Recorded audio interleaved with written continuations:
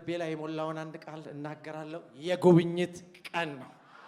እግዚአብሔር ይጎበኛቸዋል። እስቲ እግዚአብሔር በሉ። የጉብኝት ቀን በፊቴ አዘጋጅቶልኛል። ፕሮፌቲክ ነው። የጊዜው መልእክት ነው። እኔ የልቤ ጮህት ነው። ሊጎበኝህ ነው ሲባል እግዚአብሔር እኮ አይደለም። በሚቀጥለው ሳምንት ጠቅላይ ሚኒስትር ቤትህ እመጣለሁ ቢል አስቡ። ከዛሬ ጀምሮ እኮ መተኛት የለም። በቃ በደስታ በሐሴት ሙላት እግዚአብሔር ይጎበኛቸዋል። እግዚአብሔር የጉብኝት ቀን አዘጋጅቶላቸዋል። ሃሌሉያ!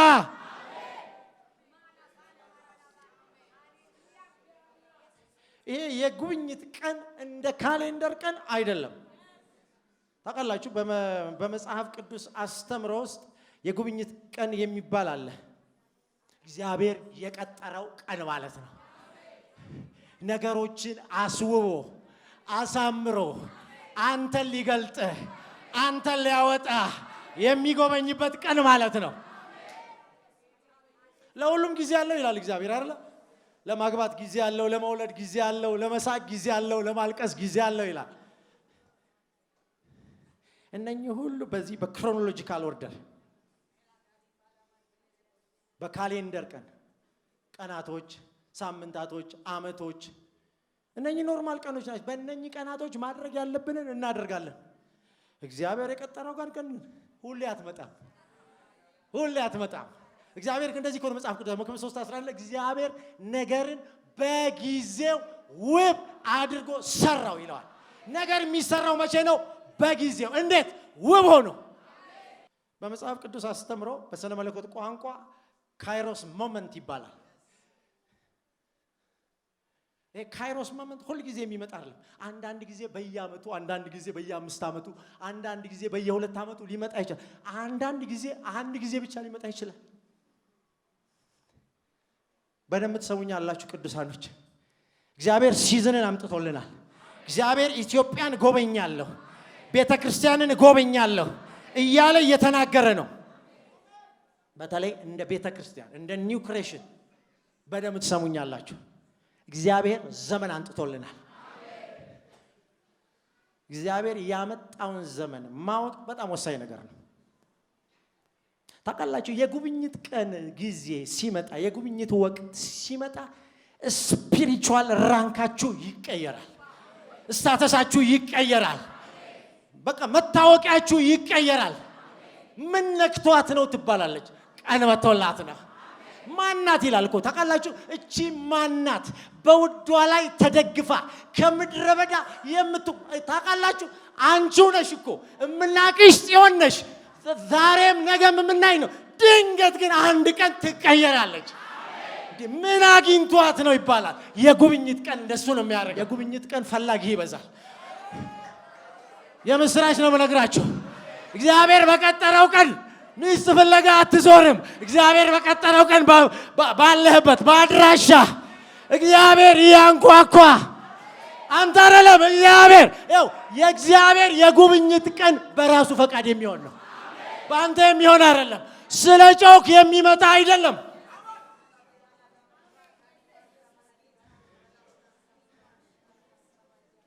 የእግዚአብሔር የቀጠሮ ቀን፣ የቀጠሮ ሲዝን፣ የቀጠሮ ወቅት እግዚአብሔር ራሱ ነው የሚያዘጋጀው። አንተ ሊባርክ ከፍ ሊያደርግ ስታተስህን ሊቀይር። እንዴ ታውቃላችሁ፣ እግዚአብሔር ሲጠራክ ከበግረኝነት ያወጣህና ንጉሥ ያደርጋል። it is amazing እኮ ፈሪውን ደንበኛ ፈሪውን ቦቅቧቃውን ተሸሽጎ በወይን የሚወቃውን አንተ ኃያል ብርቱ ሰው ይላል። እግዚአብሔር የቀጠረለት ቀን ፈሪ ጀግና ይሆናል። ሃሌሉያ! ፈሪዎች አላችሁ፣ ቀን መጥቶላችኋል። ቀን መጥቶልናል። የጉብኝት ቀን መጥቷል። የጉብኝት ቀን ሲመጣ አሮማው ይቀየራል። ጠረኔ ይቀየራል። ገና ከሩቅ ነው የሚያውደው። ከሩቅ ጠረኔ ይቀየራል። አታስወራም፣ አትናገርም፣ መለከት ይዛ አታስነፋም። የእግዚአብሔር የቀጠረው ቀን ሲመጣ ማን ነው ቀጠሮ የደረሰ? ፕሮፌሰር ያደርጋለሁ ከአለቀት ንቃቃት የሚወጣ ከተሸሸክበት የምትወጣ በጌታ በኢየሱስ ስም ቀን ቀረበ። የጉብኝትን ቀን አቀረብኩት። የጉብኝት ቀን እንዴት ይታወቃል? ቢብሊካሊ የእግዚአብሔር ቤት ሸክም ላይ ይወድቃል።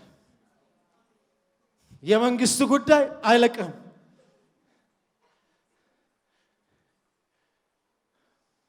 በጣም ወሳኝ ነገር ነው።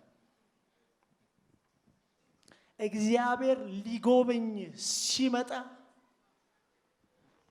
የቀጠረው ቀን ሲመጣ እግዚአብሔር ድንገት ለአንተ በሚመስል መንገድ አንተ ላይ ይገለጣል። ታውቃላችሁ ሰውየው እንዳማረበት ቤተ መንግስት ቁጭ ብሎ እያለ ድንገት ሙሴ ቤተ መንግስት ቁጭ ብሎ እናንተ የእግዚአብሔር መንግስት ጉዳይ የመንግስቱ ጉዳይ የቤቱ ጉዳይ ሸክም ከመጣብህ እብድ ነው የምትሆነው። ሰው ሁሉ ምን ነካው ነው የሚል ከቤተ መንግስት የንጉስ ልጅ ድንገት ይላል ወንድሞቼን ልይ ብሎ ወደ እስራኤላውያኖች ወጣ ይላል ሙሴ። ከዛ አያቸው አንዱን እስራኤላዊ አንድ ግብፃዊ ይደበድበዋል። የንጉስ ልጅ እስራኤላውያኖች ሰፈር ሄዶ ከዛ ና አለው፣ ገጭ አደረገው። ሰውየው ፌንት ነሳና ለጣለ። ከዛ ደፋር እኮ ነው። ከዛ አሸዋ እናንተ የንጉስ ልጅ እኮ ነው። አሸዋ ማሳረግና ቀበረው። ከዛ በሌላ ቀን መጣ በሌላ ቀን እንዲሁ ሊጎበኛቸው ሲመጣ ወንድማማቾች ይደባደባሉ። እናንተ ምን ነክቷችኋል አላቸው። ወንድም ከወንድሙ ጋር እንዴት ይጣላል አላቸው። ከዛ ማነህ ደግሞ አንተ አለ ወንድም። ጠላት ከርቆ እኮ አይመጣም፣ ወንድም እኮ ነው። ባለፈው ያስጣለው እኮ ነው። ባለፈው ደግሞ ያንን ግብፃዊ እንደገደልክ እኔንም ልትገል ትፈልጋለህ አለ። ሙሴ ያቺ ሚስጥር ወጣችብኝ ብሎ ፈረጠጠ። መጽሐፍ ቅዱስ እንደዚህ ይላል። ላሳያችሁ፣ ከፈትልኝ። ሐዋርያት ሥራ ምዕራፍ 7 ይሄ ታውቃላችሁ፣ ይሄ አሁን የነገርኳችሁ ነው። ከዛ ሙሴ ወደ ምድረ በዳ ወጣ፣ ወደ ሚዲያማውያን ሰፈር ሄደ። ስሙኝ በደንብ ሰውየው ነክቶታል፣ ንክ ሆኗል፣ በእግዚአብሔር ነገር ንክ ሆኗል። እና እየሄደ እያለ የሆኑ ጎረምሶች ሴቶችን ውሃ አላስጠጣም አሉ በጎቻቸውን። ሙሴ ወድቆበት የለ። ከዛ ዞር በል አለና ኑ አጠጡ አላቸው። አለላችሁ ይኸው እረኞችም መጥተው ገፏቸው። ሙሴ ግን ተነስቶ ረዳቸው፣ በጎቻቸውንም አጠጣላቸው ይላል። ምን ነካው ሰውየው ምን ነካው? ሐዋርያት 7 ላይ እንደዚህ ይላል። እስጢፋኖስ በመንፈስ እዛኛው ዓለም ገባና እግዚአብሔር እንዴት ሙሴን እንደነካው ይናገራል። ሙሴም የግብጾችን ጥበብ ሁሉ ተማረ፣ በቃሉና በስራውም የበረታ ሆነ ይላል። ስሙ። ነገር ግን 40 ዓመት ሲሞላው ወንድሞቹን የእስራኤል ልጆች ይጎበኝ ዘንድ በልቡ አሰበ ይላል። ይሄ አንዳንድ ጊዜ ስሞል ስቲል ቮይስ ብለን የምንጠራት ማለት ነው። እግዚአብሔር ድንገት ይመጣና ጠብ ያደርግብሃል። ከዛ ያቆነጠንጣል። ምን ነካው እስክትባል ምን ነክቶኛል ለምትለው እንዴ አንተ የንጉስ ሰው ወደ ምድር ይወጣል እንዴ? አንዱም ሲበደል አይቶ ረዳው። እንግዲህ ይሄ እስጢፋኖስ በምዕራፍ 7 እንግዲህ በጣም ረጅም ምዕራፍ ቁጥር ነው ያነበበው። የግብፅንም ሰው መጥቶ ለተገፋው ተበቀለ ይላል። አሁን ለማን ነው ያለው? እስቲ ለተገፋው በሉ። የጉብኝት ጊዜ ሲመጣ አስገራሚ ነው። ከባድ ሸክም ይወድቅባችኋል። ከባድ ሸክም ምን ነካህ ትባላለህ። ምን ነካህ የሚልህን ትተህ መሄድ ነው። ወድቆብኝ ነው የምትለው። ወድቆብኝ ነው።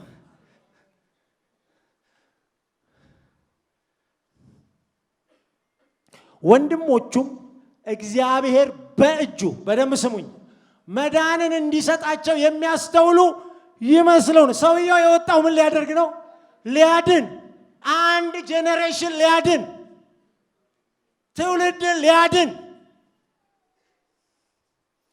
ማነው በዚህ በጉባኤ ውስጥ የትውልድ ሸክም የያዘው? የትውልድ ሸክም ያለው እግዚአብሔር ይጎበኛል። በኋላ አሳያችኋለሁ።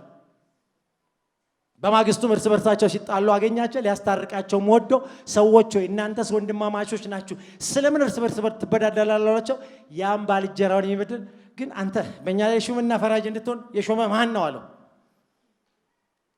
የሚገርማችሁ ነገር በሌላው ክፍል ላይ ሹምና ፈራጅ ያደረገህ ማን ነው ባሉት በእነሱ መካከል እግዚአብሔር ሹምና ፈራጅ አድርጎ ሾመው ይለዋል። ሃሌሉያ! ማን ሾመህ ትባላለህ? ማን ሾመህ ባሉ መካከል ትሾምና ትቆማለህ። እናገራለሁ፣ አንዳንዶቻችሁ እንደዚህ ይሆንባችኋል።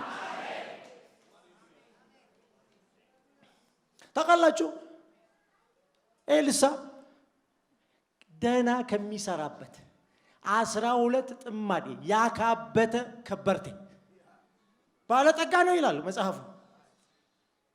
12 ጥማድ እኮ በጣም ብዙ የሚታረስ መሬት አለው ማለት እኮ ነው። ምንም እኮ አላደረገውም። ሰውየው ሄዶ ጣል አደረገበት መጎናጸፊያ። እናንተ ሸክም ሲመጣባችሁ፣ የእግዚአብሔር የሆነ ሸክም ሲመጣ አትደራደሩ። አንዳንድ ጊዜ ሚስትም ትተዋለች፣ ባልም ይተዋል፣ ልጆችም ይተዋሉ። ኢትስ አሜዚንግ። ታውቃላችሁ ያዕቆብ በመጨረሻው ሰዓት ሚስቱን ልጆቹን እግዚአብሔር መጣ ሄዱ አለ። ዛሬ ብቻዬን ከአምላኬ ጋር ነው የምቆየው አለ።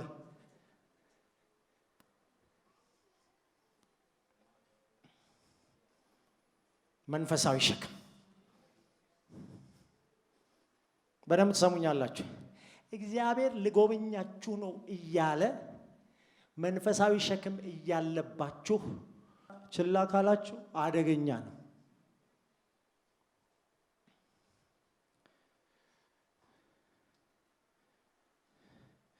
አንድ ክፍል አንብብላችሁ ነህምያ ምዕራፍ 1 ላሳያችሁ።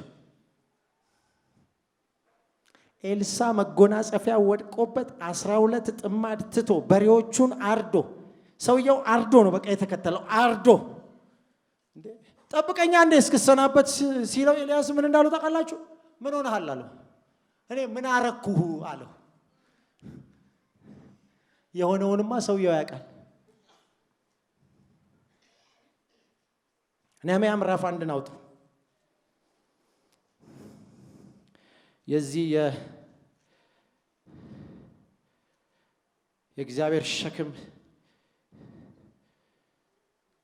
ምዕራፍ 1 እንዲህ ይላል። በ20ኛው ዓመት በአኪሎ ወር እንዲህ ሆነ፣ እኔ በሱሳ ግንብ ሳለሁ ይላል። በሱሳ ግንብ ሳለሁ ከወንድሞቼ አንዱ አናኒ ከእርሱም ጋር ሌሎች ሰዎች ከይሁዳ መጡ።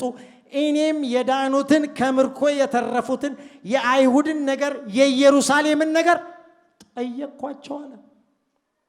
እነርሱም በዚያ ስፍራ ያሉት ከምርኮ የተረፉት ቅሬታዎች በታላቅ መከራና ስድብ አሉ። የኢየሩሳሌምም ቅጥር ፈርሷል፣ በሮቿም በሳት ተቃጥለዋል አሉኝ አለ። ታውቃላችሁ እግዚአብሔር ወደ ነህምያ የመጣው በዚህ መንገድ ነው።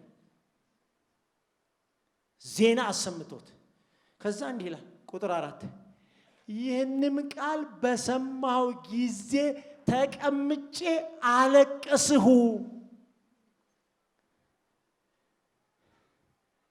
የሕዝቤን ጉዳይ ሰምቼ ኢየሩሳሌም ፈራርሳለች፣ ቅጥሮቿ በሳት በሮቿ በሳት ተቃጥለዋል፣ ሕዝቡ በታላቅ መከራ ውስጥ ነው ያለው የሚል ድምፅ ስሰማ ጎሽ እግዚአብሔር የሥራቸውን የሰጣቸው አላለም።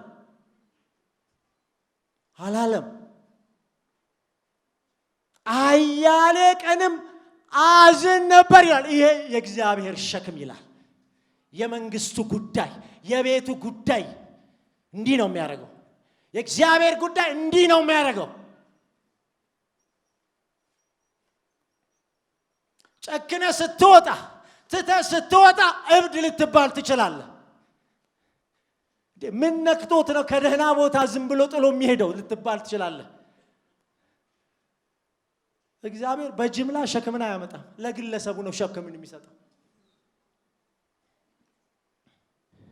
መጽሐፍ ቅዱሳችን እንደዚህ ይላል። ሙሴ ይላል በዕብራውያን ምዕራፍ 11 ከቁጥር 24 ሙሴ ባደገ ጊዜ ይላል። በደንብ ስሙኝ። ሙሴ ምን ባደረገ ጊዜ? ባደገ ጊዜ። እድሜው ስንት ነው ይላል? 40 ባደገ ጊዜ ሲል በቁመት ባደገ ጊዜ ማለት አለ ማቹር በሆነ ጊዜ ማለት ነው። ብዙ ነገር ሊያደርግ በነበረበት ዘመን ማለት ነው። ሙሴም ባደገ ጊዜ የፈርዖን የልጅ ልጅ እንዳይባል በእምነት ምን አለ ይላል? እምቢ አለ ይላል። ወራሽ አልሆንም አለ። ለምን ካላችሁ በግብፅ ከሚገኝ ብዙ ሀብት ይልቅ አለ ስለ ክርስቶስ መነቀፍ እጅግ ስሙኝ፣ እጅግ የሚበልጥ በደም ስሙኝ ባለጠግነት እንደሆነ አስቧልና አለ። እናንተ የባለጠግነት ዴፊኔሽኑን ቀየረው ዴፊኔሽኑን። እናንተ ሀብት፣ ንብረት፣ ብልጽግና ሀብት አይደለም አለ። በጣም እኮ የሚገርም ነው። በግብፅ ከሚገኝ ሀብት ይልቅ ስለማ እስቲ ስለ ክርስቶስ በሉ። ስለ ክርስቶስ ምን መሆን አለ? መነቀፍ እጅግ የሚበልጥ ባለጠግነት እንደሆነ አስቧል ልና ይላል። ለምን አለ? ለምን አለ? ለምን አለ? የሚታየውን አይደለም የሚያየው፣ የማይታየውን እንደሚታይ አድርጎ ቆጥሯል። ሰውየው የማይታየውን ነው የሚያየው። ሸክም ሲመጣብህ ሰው አታይም፣ ሁኔታን አታይም። የምታየው የማይታየውን ነው። ሸክሙን ያመጣብህን ነው የምታየው። አትማከር፣ ከማንም ጋር አትማከር። ይሄ ግል ውሳኔ ነው። ከጌታ ጋር ያለ ውሳኔ ከአንተ ጋርና ከጌታ ጋር ብቻ ነው። በጌታ ጉዳይ በደንብ ስሙ። ሚስትም ባልም ልጆችም ጉዳያቸው አይደለም። የጌታ ጉዳይ ያንተና የጌታ ብቻ ነው። ሙሴ እኮ ይችላል። ምን ችግር አለው? እዚህ ሆኜ እረዳቸዋለሁ ማለት አይችልም። የምን ልጅ ነው? የንጉሥ ልጅ ነው። አባቱን አግባብቶ አይችልም እንዴ? ይችላል። መጽሐፍ ቅዱሳችን ጳውሎስ እንደዚህ ይላል። ጳውሎስ ለመጣልኝ ጥሪ አለ እነ ሐዋርያው ዮሐንስን እነ ሐዋርያው ጴጥሮስን እነ ያዕቆብን ላማከራቸው ሄድኩ አላለም። እንዲህ ነው ያለው፣ ከስጋና ከደም ጋር አልተማከር። እስቲ ከስጋና ከደም በሉ። አልማከርም። በጌታ ጉዳይ፣ በመንግስቱ ጉዳይ፣ በወንጌል ጉዳይ ከማንም ጋር አልደራደርም። የእግዚአብሔር ሸክም በእኛ ላይ ሲመጣ መታወቂያ መንገዱ አንደኛው 1.1 ክፈትልኝ። የእግዚአብሔር ሸክም በእናንተ ላይ ከመጣ የመለየት ህይወት ኤክስፔክትድ ነው። ተመሳስለ እግዚአብሔር ይከተላል ማለት አይቻልም።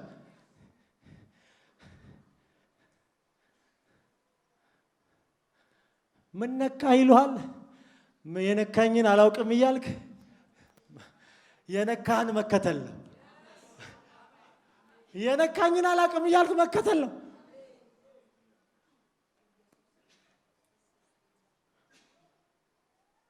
የመጀመሪያ እቺን በደንብ ያዟት። በክርስትና ህይወት ትልቁ ቻሌንጅ ይሄ ነው። የመለየት ህይወት።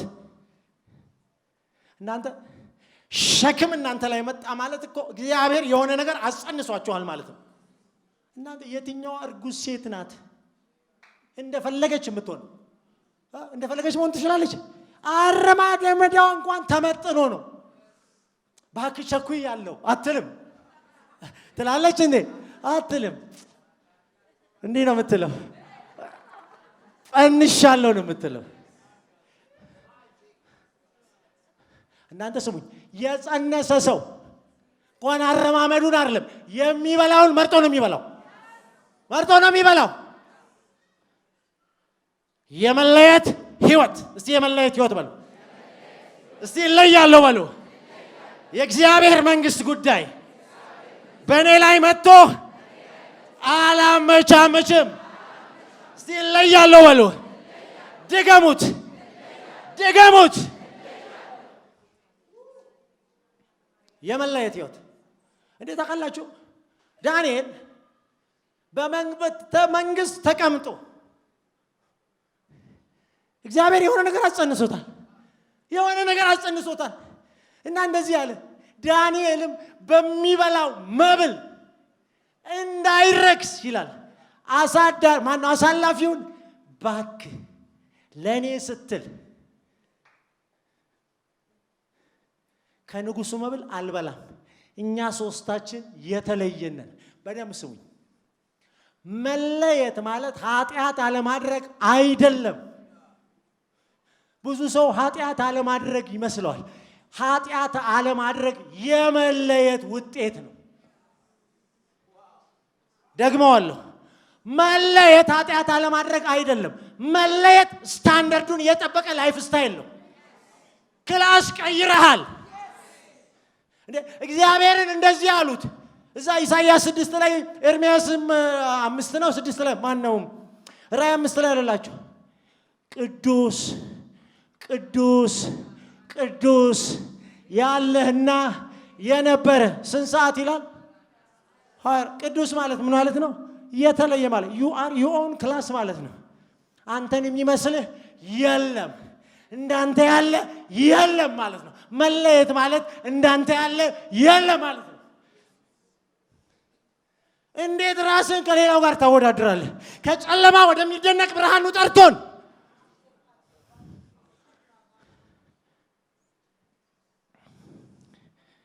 እግዚአብሔር እንደዚህ አለ። እናንተ አላቸው ሐዋርያ ጳውሎስ ሁለተኛ ቆሮንቶስ ምዕራፍ 6 ከ14 ጀምሮ አለላቸው። ከመካከላቸው ተለይታችሁ ውጡ፣ ከዛ ርኩስን አትንኩ። ለምን አለ? እኔ ቅዱስ ነኝና። እናንተ ምንድን ናችሁ አለ? የኔ ቤተ መቅደስ ናችሁ። የተለየ ማለት እኮ የእግዚአብሔር መኖሪያ ማለት ነው። ጳውሎስ ይላል 3 ዓመት ተኩል የት ቆየሁ ይላል? የት ቆየሁ ይላል? እናንተ እኔ እኮ የተገለጠልኝ ኢየሱስ ነው። በብርሃን እኮ ነው የተገለጠልኝ። ዝም ብሎ መሰለ የተገለጠልኝ አላለም። በግድ ነው እንደዚህ ያስባሉት። እኔ ሲሄድ አርፌ በደማስቆ ሲሄድ ብሎ ነው 3 ዓመት ተኩል አረብ ምድር ቆየሁ ይላል። ገላትያ ላይ ያለላችሁ። ከ3 ዓመት ተኩል በኋላ መጣሁ። ይገርማቸዋል። እግዚአብሔር እዚህ ሐዋርያ ሥራ ምዕራፍ 13 1 ላይ በርናባስና ጳውሎስን ለጠራኋቸው ጥሪ ለዩልኝ ብሎ ዋነኛ ጥሪያቸው የደረሰው በዛን ቀን ነው። ከዛ በፊት ከ3 ዓመት ተኩል በኋላም እንዲቆይቷል። አንዳንዶች እስከ 10 ዓመት እስከ 11 ዓመት ቆየ ኢየሱስ ለዚህ አገልግሎት እስኪጠራው ድረስ ይላሉ።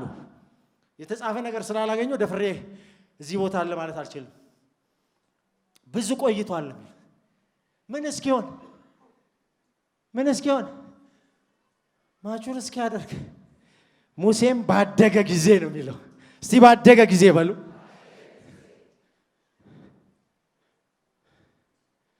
እናንተ ጌታ ኢየሱስ በስንት ዓመቱ ነው በ12 ወደ ቤተ መቅደስ የገባው? በ12 ዓመቱ ፕሮፌሰሮቹን እነኛ ሊቃውንቶችን ይሄ ሰውዬ ከየት አመጣው ይሄን ነገር ብለው እስኪገረሙ ድረስ እኮ ሰውየው ኢየሱስ እኮ ጥሏቸው ሄዷል።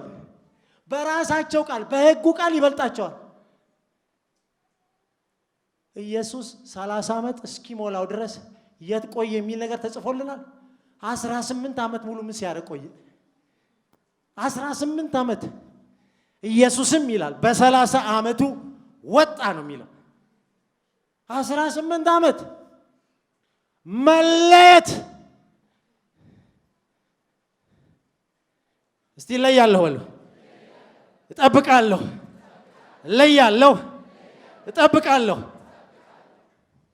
ይሄን ነው ዘፍጥረት 39 ታውቃላችሁ። እግዚአብሔርም ለዮሴፍ በጲጢፋራ ፊት ሞገስን ሰጠው፣ ስራውንም አከናወነለት ይላል። ምን ሆነለት? እስቲ አከናወነለት በሉ።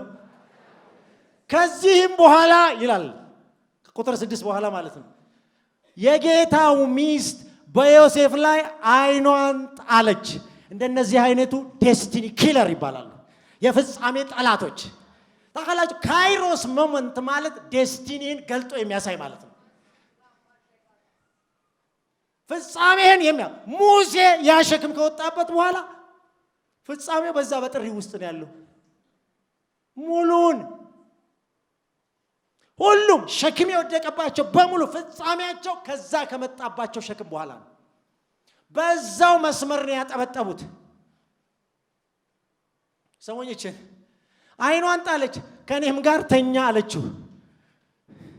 እሷ ወዳው እንዳይመስላችሁ እግዚአብሔር ላው ላይ ያስቀመጠበትን ሸክም ያየ ጠላት መሰናክል አዘጋጀለት። ይሄ ታይም ቴስት የምትደረግበት ታይም ነው ማለት ነው። እግዚአብሔር ይኸውላችሁ ለሳልቬሽን ሁሉንም ሰው ጠርቷል። በመንግስቱ ስራ ላይ ግን እግዚአብሔር አያመቻምችም። ቢዝነስ ነው፣ ትልቅ ቢዝነስ ነው። ኢየሱስን የሚያህል ትልቅ ጌታ ኢንቨስት የተደረገበት ጉዳይ ነው። በመንግስቱ ጉዳይ፣ በወንጌል ጉዳይ እግዚአብሔር አይቀልድም። በዛ በጉብኝት ቀን ካልተገኘ ሌላ የሚገኝለት ጋር ይሄዳል እግዚአብሔር። ለደህንነት ሁላችንም ተጠርተን ይሆን ይችላል። በመንግስቱ ጉዳይ ግን እግዚአብሔር ይመርጣል። እስቲ ይመርጣል በሉ። እርሱም እምቢ አለ። ለጌታው ሚስት እንዲህ አላት፣ እነሆ ጌታዬ በቤቱ ያለውን ማንም ምንም የሚያውቅ የለም፣ ያለውንም ሁሉ ለኔ ያስረክቡኛል። ለዚህ ቤት ከኔ የሚበልጥ ሰው የለም። ሚስቱ ስለሆንሽ ከአንቺም በቀር ያልሰጠኝ ነገር የለም።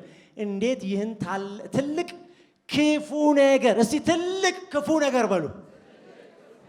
ጉዳዩ ምንድነው? ትልቅ ነው። ጉዳዩስ ክፉ ነው። እስቲ ክፉ ነው በሉ። አደርጋለሁ በእግዚአብሔር ፊት እንዴት ኃጢአት እሰራለሁ? እኔ የተለየሁ ነኝ፣ ዕብራዊ ነኝ አላት ማለት ነው። ይህንም ነገር በየስንቱ እስቲ በየዕለቱ በሉ። አስቡት፣ እቺ ሴት ቆንጆ እንደሆነች አስቡ። የአንድ ሴኔት ሰው ሚስት ናት። በፈርዖን ቤተ መንግስት ውስጥ ትልቅ ባለስልጣን ነው። እርሱም ከእርሷ ጋር ይተኛ ዘንድ ከእርሷም ጋር ይሆን ዘንድ አልሰማትም ይላል። እስቲ ሃሌሉያ! የተለየ ሰው እኮ ይጨክናል። እስቲ አልሰማም በሉ። የጠላትን ንዝነዛ አልሰማም። እነኚህ ዴስቲኒ ክሊር ይባላሉ። ምንም እኮ የለበትም፣ ምንም ችግር የለበትም። አንዳንድ ጊዜ አታካብድ ይሏል። አካብደህ ብታመልጥ ይሻላል። አካበደህ ነው እኮ የሚመጣብህ። ምን ይሁን ያል ነው የምትባለው። ይተባላ ስለ ክርስቶስ መነቀፍ ካለ እጅግ የሚበልጥ ባለጠግነት እንደሆነ አስቧልና እንዴ ስንት ጓደኞቹ እኮ አሽፎበታል አትጠራጠሩ ተነቅፏል ማለት ነው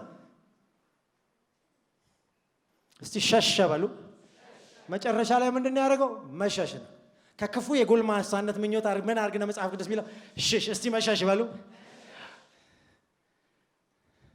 አንዳንዱ ጉዳይ በመሸሽ ነው አትችለውም ከብረት አልተሰራህም ከብረት አልተሰራንም መሸሽ ነው እስቲ ሸሻለሁ በሉ ማው የሚያዋጣው በሉ መሸሽ ነው አስቡት ዮሴፍ ተስማምቶ አብሯት ተኝቶ ቢሆን ኖሮ ምንም ይሆን ይመስላችኋል እድሜ ልኩን ውሽማ ሆኖ ይኖር ነበር እድሜ ልኩን እንዴት የተዋረደ ስራ እግዚአብሔር ለጠቅላይ ሚኒስትርነት አጭቶት ዴስቲኒው አገር መምራት ህዝብን ማዳን ለዚህ ነው መጽሐፍ ቅዱሳችን ስለ ዮሴፍ ሲናገር ቃሉ እስኪመጣለት ድረስ ይላል የእግዚአብሔር ቃል ፈተነው ይላል ማን የፈተነው የእግዚአብሔር ቃል ራሱ ነጥሮ እንዲወጣ መዝሙር 105 ላይ ያለላችሁ ምን እስኪመጣለት ድረስ ቃሉ የትኛው ቃል 10 ወንድሞች ሁለቱ ከዋክብትና ጨረቃ ይሰግዱልሃል የሚለው ቃል ታቃላችሁ ዮሴፍ በመጨረሻ እዛ ጠቅላይ ሚኒስትር ከሆነ በኋላ ወንድሞቹ መጥተው ሲገለጡለት እናንተ ለክፉ አደረጋችሁት እግዚአብሔር ግን አስቀድሞ አለ እናንተን ለማዳን እኔ ላከኝ አለ እንዴት አይነት ካልኩሌሽን ነው የማይታየውን እንደሚያየው አድርጎ ቆጥሯል እስቲ የማይታየው በሉ የሚታየውን ያስንቃል መጽሐፍ ቅዱሳችን ሁለተኛ ቆሮንቶስ 4:15 ላይ የውጭ ሰውነታችን እየጠፋ ቢሄድ እንኳን አለ የውስጡ ሰውነታችን እለት እለት ይታደሳል አዲሱ ሰው እቻለም አታምረውም አፒታይትም የለውም ለዚህ ዓለም የለውም የውጭ ሰውነታችን እየጠፋ ቢሄዳል የውስጡ ሰውነታችን እለት እለት እየታደሰ ይላል ለምን አለ የሚታየው ምንድነው አለ እስቲ ጊዜያዊ በሉ የሚታየው የሚያልፍ ነው የምናልፍበት የትኛው መከራ እግዚአብሔር ሲመጣበት በር ሆኖ ይከፈታል እግዚአብሔር እኮ መውጫ ያዘጋጃል የሚለው በፈተና እንድንቆይ እግዚአብሔር ፍላጎት አይደለም ከተፈተነ በኋላ ይላል ለእግዚአብሔር የሚናገረው ነገር አለው በዚህ እኮ መንገድ አልፌ ነው እግዚአብሔር አሳልፎኛል ይላል ስሙኝ በትልቅ ቤት አለ የእንጨትና የሸክላ ደግሞ እንጂ የወርቅ ብር ብቻ አይደለም አለ በምን ቤት ውስጥ ትልቅ ቤት ውስጥ እኩሌቶቹም ለክብር እኩሌቶቹም ለውርደት ይሆናሉ ከዛ እንዲህ ይላል ቁጥር 21 ነው የምፈልገው እንግዲህ ይላል እንግዲህ ማንም ራሱን ከነዚህ ቢያነጻ ይላል እስቲ ማን ነው ተጠያቂው ራሱ ማንም ራሱን ከነዚህ ቢያነጻ አለ ለክብር የሚሆን የተቀደሰም ለጌታውም የሚጠቅም ለበጎም ስራ ሁሉ የተዘጋጀ ዕቃ ይሆናል 3 ነገሮች አንደኛው ለክብር ሁለተኛ የተቀደሰ ሶስተኛ ለጌታውም የሚጠቅም ለበጎም ስራ የተዘጋጀ ሁሉ የተዘጋጀ ምን ይሆናል ይላል ዕቃ እስቲ እኔ በሉ የክብር ዕቃ ነኝ እኔ የክብር ዕቃ ነኝ ሃሌሉያ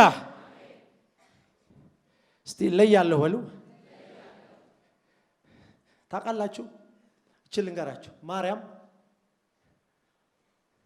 የጉብኝት ጊዜ መጣላት እናንተ እኮ ማአት ደናግሎች አሉኩ በዛ ዘመን ማአት ደናግሎች የእግዚአብሔር አይን እሷ ላይ አረፈ ኢሚዲየትሊ የገብርኤልን ቃል ተቀብላ እንደጨረሰች እንደ ቃል ይሁንልኝ ብላ እዛው አልተቀመጠችም ወዴት ሄደች ነው የሚለው? ወዴት? ወደ ተራራ ወደ ኤልሳቤጥ ሄደች ይላል። ለምን? አጨናጋፊ ሞልቷል። አጨናጋፊ ሞልቷል። የሚያዋልዱ ግን አለ። የሚያዋልዱ አንተ በጣም ይገርማቸዋል። ልክ ወደ ኤልሳቤጥ ስትደርስ ኤልሳቤጥ የጌታዬ እናት ወደ እኔ ትመጣ ዘንድ እንዴት ሆነላት አለ። በጣም ይገርማል። ከዛ የትንቢት መንፈስ ወረደባት፣ በልሳን አስነካቸው፣ እናንተ ለቀቀችው። ከዛ ማርያም ምን እንደነካት አይታወቅም። የጌታ መንፈስ በእኔ ላይ ነው ማለች። እሷም በልሳን ለቀቀችው። ይጋባል፣ መንፈሳዊ ነገር ይጋባል። ኤልሳ ትንቢት ስትናገር ማርያምም ትንቢት ትናገራለች። የጌታ መንፈስ በእኔ ላይ ነው፣ መንፈሴ በጌታዬ በመድኃኒቴ ሐሴት ያደርጋል። አዋላጅ ፈልግ ወንድሜ፣ የሚያዋልድ መለየት ካለብህ ተለይ። ምንም አያመጡም። ለጌታ ከሆነ ምንም አያመጡም። ተለይ። እግዚአብሔር ተለይ ካለ ተለይ። ምን ያመጣሉ? ከሚጸልዩ ጋር አዋላጅ መፈለግ አለብህ። የመጣውን ሸክም የሚያዋልዱ፣ ያረገዝከውን የሚያዋልዱ። ሁለተኛው በመለየት ህይወት ውስጥ የመናፍቅ ህይወት ያስፈልጋል። ይሄንን ማማጥ ብላችሁ ያዙት። ማማጥ፣ እስቲ ማማጥ በሉ። መገለጡን የመናፍቅ ምጥ። አቤት እግዚአብሔር ይሄንን ሲሰማው፣ ይሄን ጸሎት ሲሰማው ነህምያ ላሳያችሁ። ነህምያ ምዕራፍ 1 ቁጥር 5 ላይ እንደዚህ ይላል። ነህምያ ምዕራፍ 1 ቁጥር 5 እንዲህም አልክ፣ አቤቱ የሰማይ አምላክ ሆይ ለሚወዱህና ትእዛዝህን ለሚያደርጉ ቃል ኪዳንና ምሕረትን የምትጠብቅ ታላቅና የተፈራ አምላክ ሆይ እኔ ባሪያ ዛሬ በፊትህ ስለ ባሪያዎች ስለ እስራኤል ልጆች ስሙኝ፣ የምፈልገው ቃል ይሄን ነው። ሌሊትና ቀን የምጸልየውን ጸሎት ትሰማ ዘንድ ጆሮ ያደምጽ ዘንድ ዓይኖችም ይከፈቱ። በአንተም ላይ ያደረግነው የእስራኤል ልጆች ኃጢአት እናዘዛለሁ፣ እኔና የአባቴ ቤት በድለናል ብሎ ሰውየው አያሌ ቀን በራሱ ላይ ጾምና ጸሎት አውጆ ምሽግ ገባ። ምጥ ማለት ይሄ አባቶች ስለምትሰማ አመሰግናል። ኖ ምጥ ነው ያልኩት። ምጥ ምን አለው? ፔን አለው። ሳክሪፊሻል ላይፍ አለው። ምንድነው? ጸሎት አበዛ ወንድሜ። ጾም አበዛ፣ ጸሎት አበዛ ከተባልክ መስመርህ ቀጥተኛ ነው። ጤናማ መስመር እንዳያስክ እርግጠኛ ሁን። ማንም ጾሞና ጸልዮ ያፈረ የለም። ነግራቸዋለሁ፣ ደግመዋለሁ። እግዚአብሔር ያለ ደጋፊ ብቻውን ፌቨር እንዲሁ አምጥቶ በግሬስ ይለቃል። ይሄንን አምናለሁ። ያለንበት ዲስፔንሴሽን የግሬስ ዲስፔንሴሽን ነው። ግን ጌታ ኢየሱስ እንደዚህ አለ። አንዲት አመፀኛ ዳኛ ፊት የምትቀርብ ሴት መጣች አለ። ፍረድልኝ እያለች ከዛ አያሌ ቀን አስቸገረች ነው የሚለው። ምሳሌ ነው ነገርየው። እና ኢየሱስ እንደዚህ አለ። ቃሉን እንዲህ ብሎ ተረጎመው። እንኪያስ አለ ቀንና ሌሊት ወደ እኔ ወደሚጮሁ ምርጦቼ አለ ፈጥኜ ፈርድላቸዋለሁ። ምጥ ስፒሪቹዋል ፕሪንሲፕል ነው፣ መንፈሳዊ መርህ ነው። ከዛ እየጸለየ ጸሎት ረጅም ስለሆነ አላነበበም። ከዛ እንዲህ አለ።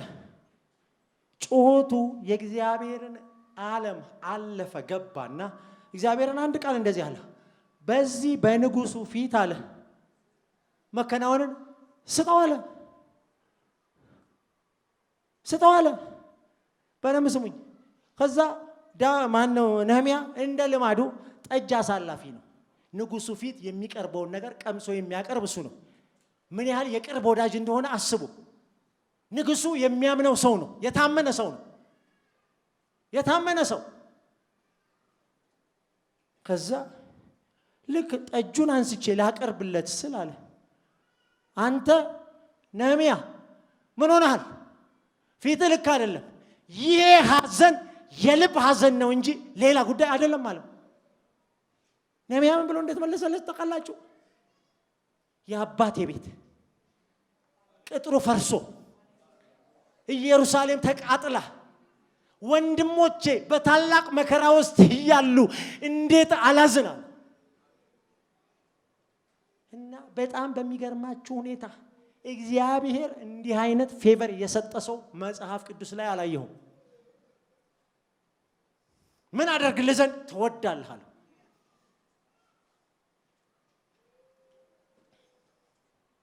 ሸክም የሚወለደው በማማጥ ነው። በደንብ ጻፉት። ከእግዚአብሔር የመጣ ሸክም በምጥ ነው የሚወለደው። አንተ ምንድነው ጠብቀህ አይመጣም ይሏል። እስከ መቼ ነው የምትጠብቀው? ጌታ እስኪመጣ። እስከ መቼ? እስኪመጣ። ቀኑ መቼ ነው አላቀውም። እኔ ግን እጠብቀዋለሁ። እኔ ግን በመጠበቂያ ላይ እቆማለሁ አለ። ወደ አምባዬም ወጣለሁ አለ። ለክርክሬም የምመልሰውን አይ ዘንድ እመለከታለሁ አለ። ኔቨር አለ። አይገርምም? እግዚአብሔር እንዲህ አለው መለሰለት ይላል። ለዕንባቆም መለሰለት። ራዩ የራሱ ጊዜ አለው አለው። ጊዜ አለው፣ የሚፈጸምበት ጊዜ አለው። አንተ እንዳትረሳው ምን አድርገው አለው? ጻፈው። እና እግዚአብሔር እንደዚህ አለው። እግዚአብሔር አይዋሽም። ሸክም ሰጥቶ አይዋሽም። ቢዘገይም እንኳን ይመጣልና አይዘገይም።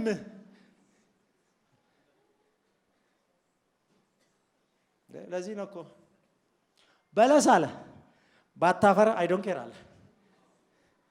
በለስ ባታፈራ የራሷ ጉዳይ አለ። በወይን አረግ ፍሬ ባይገኝ የራሷ ጉዳይ አለ። የወይራ ስራ ቢጎድል የሚጨመቅ ዘይት ጠፍቶ የፈለገ ነገር ቢመጣ አይ ዶንት ኬር አለ። እሱ አይደለም አለ። ሰውየው ገበሬ እንደሆነ ታውቃላችሁ። ተመልክቱ። እርሾች አለ ምን ባያረጉ መብልን ባይሰጡ። ከዛ ወደ ከብቶች መጣ። በጋጣ ውስጥ በጎች ባይገኙ አለ። በበረት ውስጥ አለ ከብቶች ባይገኙ እኔ ግን አለ ድልቅቅ ብሎ እኮ ነው ሰውየው እኮ ይገርማል። እኔ ግን በአምላኬ በመድኃኒቴ ሐሴት አደርጋለሁ። የሚያመጥ ሰው አያጉረመርምም። እያጉረመረሙ መውለድ የለም።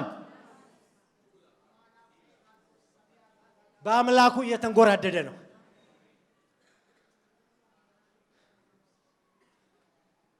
ጌታ ኃይሌ ብርታቴ ነው አለ። እግሮቼን አለ እንደ ዋላ እግሮች ያደርጋቸዋል። ከዛስ በከፍታዎች ላይም አለው ዘመን አለው። ለሁሉም ጊዜ አለው።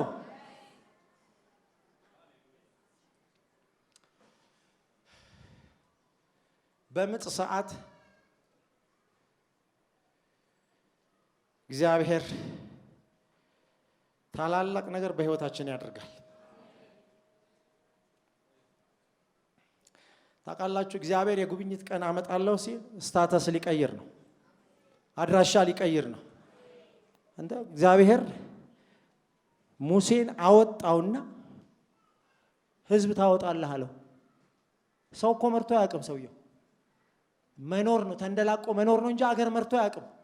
500,000 ወንድ ብቻ በዛ ዘመን በነበረው ካልኩሌሽን እስከ 4 ሚሊዮን ይጠጋሉ ይባላል። ከነ ልጆቻቸው ከነ ሚስቶቻቸው አብረዋቸው ከወጡት ባሪያዎች ሁሉ አብረዋቸው ወጥተዋል። አይታችሁ እንደሆነ ከዛ እግዚአብሔር እንደዚህ አለው ቀይርሃለሁ አለው። አንተነትህን ቀይረዋለሁ አለው። በቃ ያ ዴስቲኒ ያደረኩ ለዚህ ነው አለው። ፈሪ ነኝ አለ። እኔ አምላክ አደርግሃለሁ አለው። ከዛ እኔ በጣም የሚገርመኝ እዚህ ዘጸአት 7 ላይ በጣም የሚገርም ነገር አለ። አሮን አለው አፍ ይሆነሃል አለው። አንተ ደግሞ በእኔ ፋንታ ትሆንለታለህ አለው። ኦሬዲ አንተ ወደ ግብጽ ሲወጣ ማንን ሆኖ ነው የሚወጣው? እግዚአብሔር። እንደ እግዚአብሔር ሆኖ ነው የሚወጣው። እንደ እናንተ ፈርዖን ማለት እኮ የአንድ ሀገር መንግስት ነው። ህዝቤን ልቀቅ ይላል ለማለት እንደ እግዚአብሔር መገለጥ አለበት። እንደ ስንት ሺህ ሰራዊት እኮ ያለው ሰው ነው። በኋላ የተከተለውን ሰራዊት አይታችኋል አለ። ከወጡ በኋላ እያሳደደ የተከተለው ሰራዊት ፈረሰኛ ሰረገላውን አይታችሁታል። እንዲህ አይነት እግዚአብሔር ህዝቤን ልቀቅ ይልሃል። ለምንድን ነው መለቀው? ያመልከኝ ዘንድ። ማን ነው እግዚአብሔር አለው። እግዚአብሔር ማን እንደሆነ ማወቅ ትፈልጋለህ? በእኔ ላሳያለሁ። ሰውየው እኮ እንጨት እርጥብ አድርጎ አያውቅም። እንኳን አንድን ደረቅ እንጨት ወደ እባብነት መቀየር አይደለም፣ አንድም ቀን ድግምት ሲሰራ አይቶ የሚያውቅ አይመስለኝም። እኔ ተለማምደውም አያውቅም። እናንተ አንድን ኦርዲናሪ ሰው እግዚአብሔር ሱፐርናቹራል አደረገ። እግዚአብሔር የሚጎበኝ ሱፐርናቹራል ያደረግህ ነው። ከዚህ ዓለም ተወጣና በላይኛው ዓለም መርህ የምትጓዝ። ለዚህ ነው እግዚአብሔር ጌታ ኢየሱስ እነሱ ከዚህ ዓለም አይደሉም አለ። እስቲ ከዚህ ዓለም አይደለሁም በለው። እስቲ እኔ ከዚህ ዓለም አይደለሁም በለው። እለያለሁ፣ አመጣለሁ፣ እወልዳለሁ። የመጎብኛ ጊዜያቶች ይዘውት የሚመጡት አዝለው የሚመጡትን ቤኔፊቶች ብነግራችሁ አትውጣ ነው የምትሉኝ። አጭር ጸሎት እንጸልይ። ያቆምነው ምጥ ላይ እንደሆነ እንዳትረሱት። እኔ ወልደናል አላልኩኝም። ምጥ ላይ እንደ ቤተ ክርስቲያን በደንብ ስሙኝ፣ እንደ ግለሰብ ስሙኝ። አሁን ቤተ ክርስቲያናችን ምጥ ላይ ነው ያለችው። This is our revival time። ይሄ የጉብኝታችን ሰዓት ነው። ጉብኝትን እየናፈቁ መለየት፣ በምጥ ህይወት መኖር it is normal።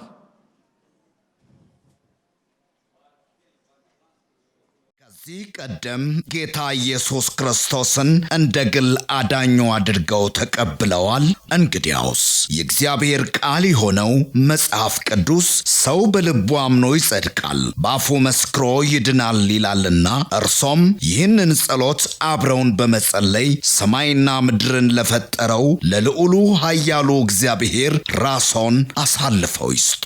አብረን እንጸልይ።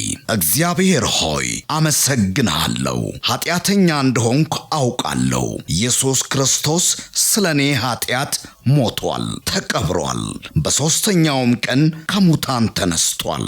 ይህንን አምናለሁ። ኢየሱስ ክርስቶስን የሕይወቴ አዳኝና ጌታ አድርጌ አሁን እቀበላለሁ። አባት ሆይ ስለተቀበልከኝ፣ ስላዳንከኝ አመሰግንሃለሁ። ኢየሱስ ክርስቶስ ጌታ ነው። አሜን። ይህንን ጸሎት ከልቦ ከጸለዩ እንኳን ደስ አሎት፣ የእግዚአብሔር ልጅ ሆነዋል። ለመንፈሳዊ ሕይወቶ የሚረዳዎትን ተጨማሪ ትምህርቶችን ከፈለጉ በኒው ክሬሽን ቤተ ክርስቲያን በመገኘት መማር ይችላሉ።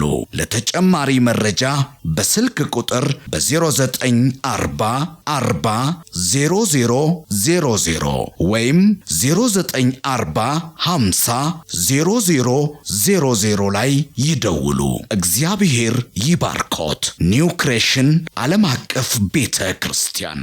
የተወደዳችሁ በአገር ውስጥና በዓለም ዙሪያ የምትኖሩ ቅዱሳኖች በሙሉ የኒው ክሬሽን ዓለም አቀፍ ቤተ ክርስቲያን ሪቻ አጥቢያ የሳምንቱን ፕሮግራሞች እነሆ።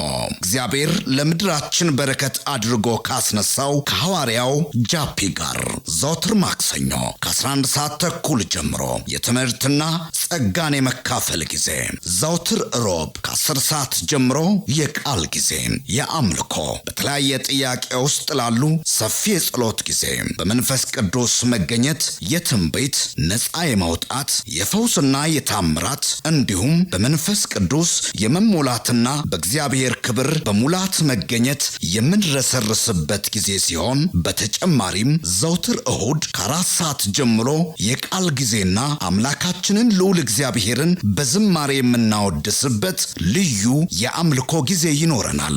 ስለሆነም በኒው ክሬሽን ዓለም አቀፍ ቤተ ክርስቲያን ሪቻ አጥቢያ የሳምንቱ ፕሮግራሞች ላይ በመገኘት የእግዚአብሔርን ጸጋና በረከቱን ከኛ ጋር እንዲካፈሉ በጌታ ፍቅር እንጋብዛችኋለን።